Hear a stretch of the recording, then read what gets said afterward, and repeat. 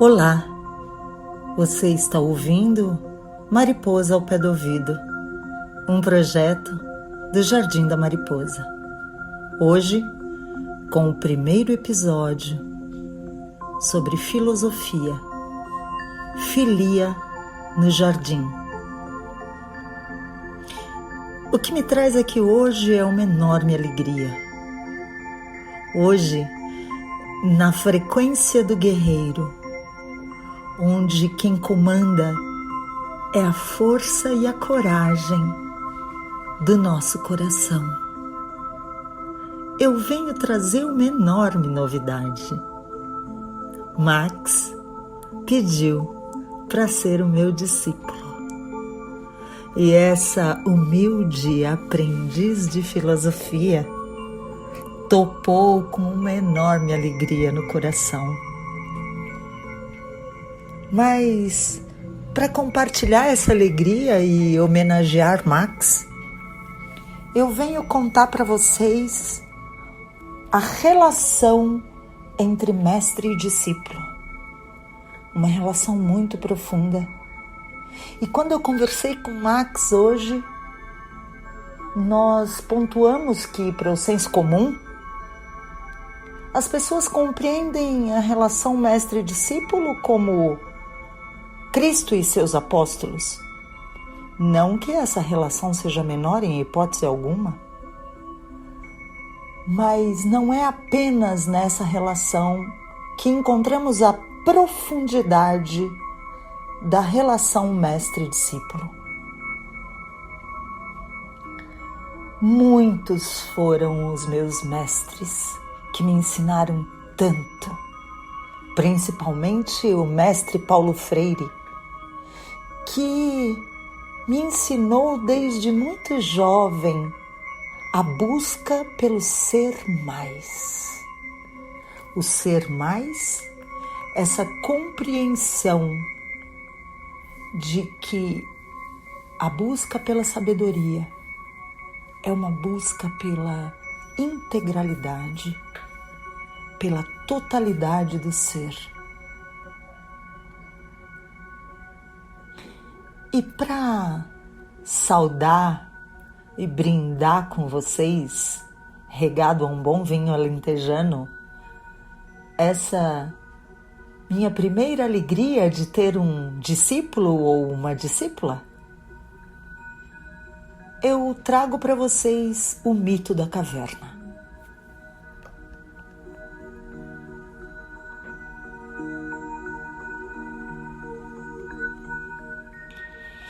O mito da caverna de Platão nos traz a seguinte imagem.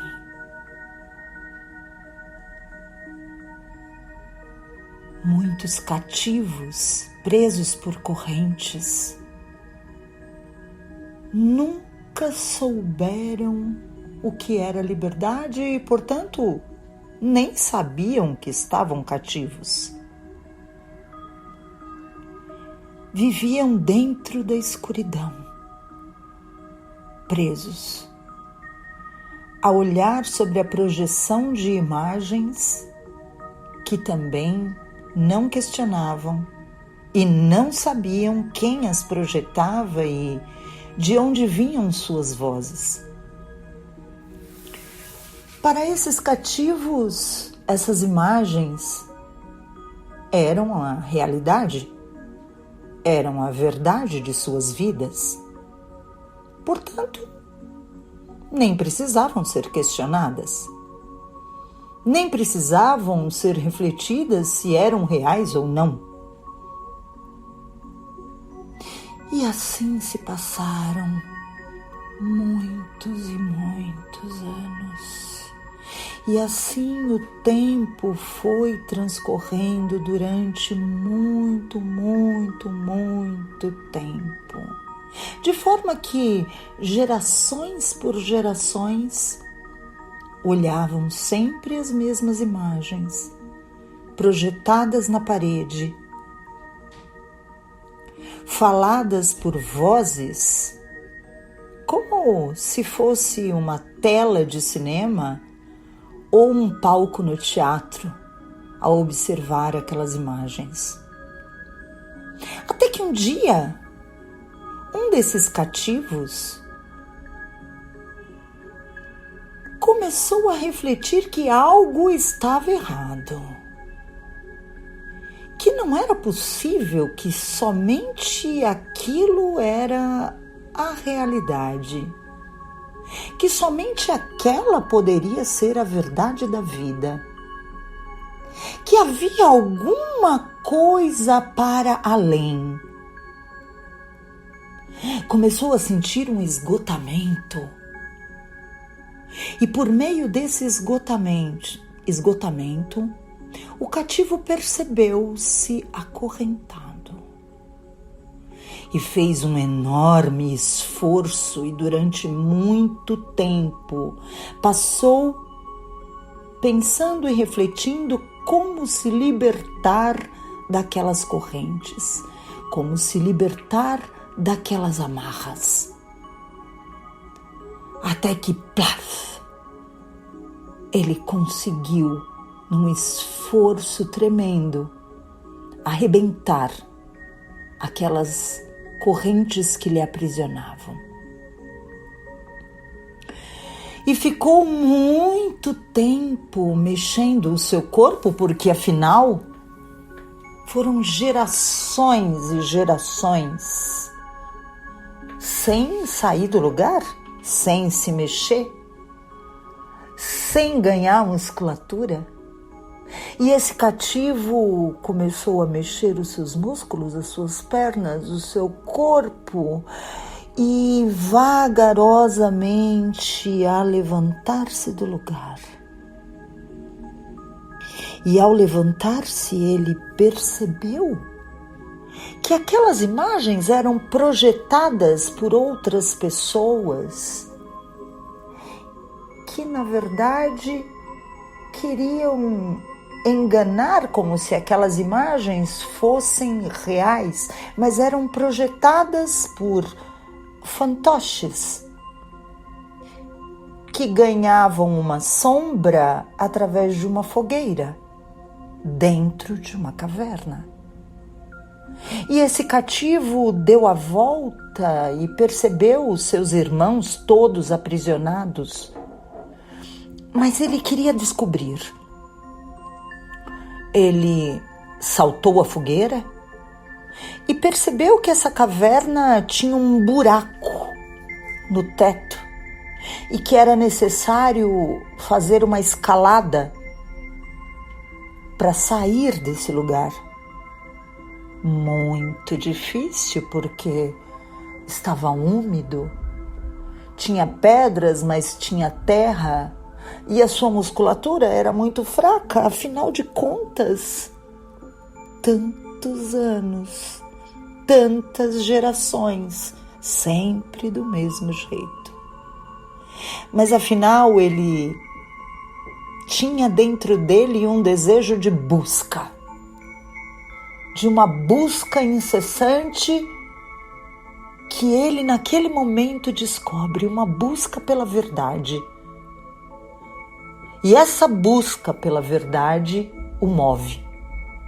Ele se esgueira, ele se machuca, ele cai, ele escorrega e ele volta e ele treina a sua musculatura até que com muito esforço e de muitas formas se machucando e fazendo escoriações pelo corpo, o cativo que não é mais cativo, que agora busca a verdade, consegue encontrar um buraco e sair da caverna. E ao sair da caverna, ele sente que algo o cega. Então ele se senta, fecha os olhos e assim ele fica. Abre um pouco, fecha. Abre um pouco, fecha. Abre um pouco mais. E assim ele vai exercitando a sua visão até que ela se acostume com a luz, com a claridade.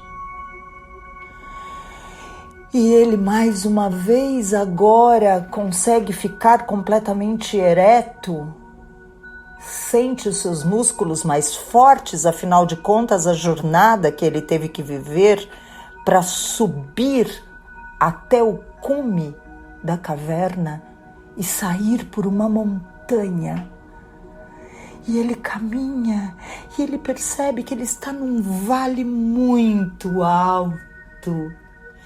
Está amanhecendo e ao longe ele vê um astro enorme. O sol que brilha. E ele se emociona. E dentro dele ele descobre a beleza. O cativo que não era mais cativo, que pelo esforço descobre a verdade, que pela beleza do astro-sol descobre a beleza.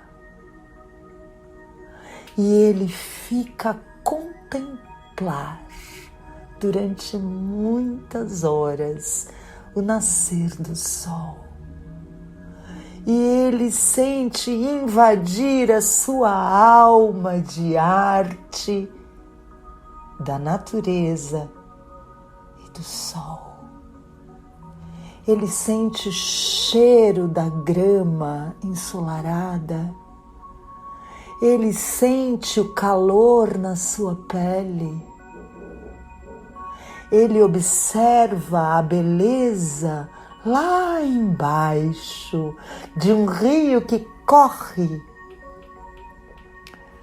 Mas de repente o dia passa e ao entardecer, ele sente uma solidão e dentro dele desperta o sentido de justiça e solidariedade, porque o cativo que não é mais cativo pensa: não é justo que tudo isso seja só para mim. Não é justo que eu não compartilhe com os meus irmãos cativos que vivem aprisionados à escuridão, acreditando que aquela é a única realidade. Então, sob a grandeza da verdade, sob a grandeza da beleza, sobre a grandeza da justiça e da solidariedade, o cativo que não é mais cativo resolve voltar. E ao retornar e entrar na caverna, o cativo que não é mais cativo não enxerga mais, porque desacostumou à escuridão. E ele senta e fecha os olhos e abre os olhos e fecha os olhos e abre os olhos. E assim até se acostumar à escuridão. E novamente ele vai escorregando e se machucando e se esgueirando e segurando e se acostumando com a umidade, com a escuridão, com o frio, até chegar lá embaixo. E ao chegar lá embaixo, ele diz aos seus irmãos: irmãos, libertem-se. Há um mundo inteiro cheio de verdade, de beleza e de justiça, aonde eu gostaria de sentir a igualdade, de compartilhar com vocês tudo isso. Mas os irmãos, que não sabiam o que ele estava dizendo, e não conheciam qualquer outra realidade que não fosse aquela projetada nas pedras, disseram ao cativo que não era mais cativo: "Você está louco? Estamos tão bem aqui. Aqui é tão confortável. Não precisamos fazer nenhum esforço. Aqui estamos bem."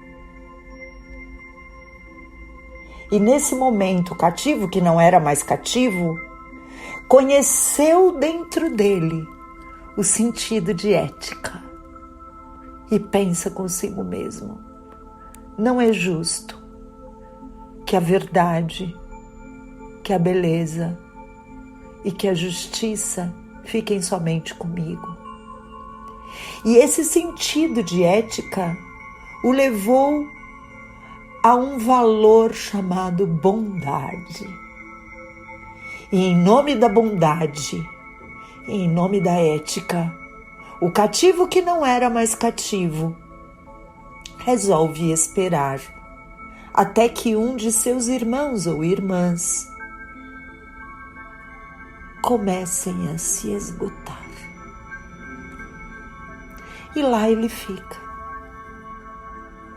e espera. Depois de algum tempo, um outro irmão começa a se esgotar. Mas não precisa levar tanto tempo, porque agora ele já tem a experiência de seu mestre, que o ajuda a se libertar das correntes e que de mãos dadas conseguem sair da caverna. Ele vê os amos que os cativam. Eles pulam a fogueira, eles ganham musculatura, eles se exercitam, se esgueiram, se machucam para sair da caverna. Exercitam os olhos novamente para se acostumar à luz e enxergam o esplendor da luz do dia. E ao enxergarem essa luz divina, ao contemplarem essa natureza, essa beleza juntos, puderam trocar ideias acerca desse sentimento pela busca da verdade, pela busca da beleza, pela busca da justiça, pela busca da generosidade, pelo sentimento de solidariedade. E agora, o discípulo que seguiu o mestre estava pronto para voltar para a caverna, para fazer agora o papel de mestre. Mas agora o seu mestre, ou seja, o primeiro cativo que não era mais cativo, não precisava mais retornar. Ele podia aguardar esse novo mestre fazer o caminho de retorno e trazer um novo irmão.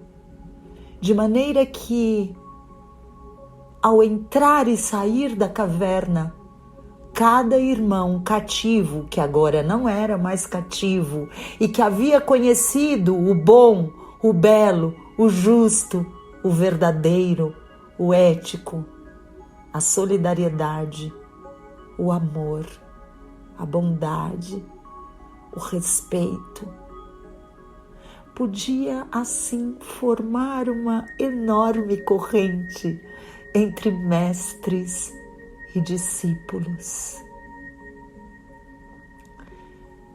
E essa é a história, ou seja, o mito da caverna de Platão, que tanto nos ensina sobre educar.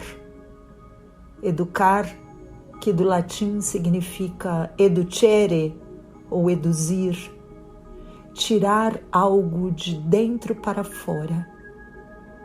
Mas só é possível que o mestre compartilhe de dentro para fora quando esse mestre pôde entrar para o seu mundo interior e descobrir o bom, o belo, o justo, o verdadeiro, a ética, a generosidade, o respeito e a solidariedade.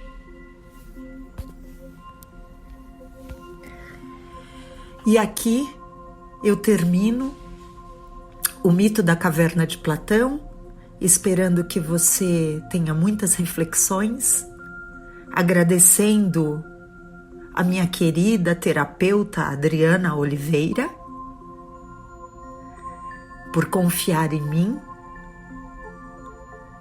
por despertar em mim hoje a condução de um discípulo, e espero que você também possa entrar na caverna, na sua caverna, despertar esses valores tão importantes para a grandeza da alma e refletir em momentos em que estamos tão cativos, tão presos a uma única realidade, com o mundo inteiro cheio de beleza, de verdade, de justiça e de amor para a gente compartilhar. Um abraço enorme da Mariposa.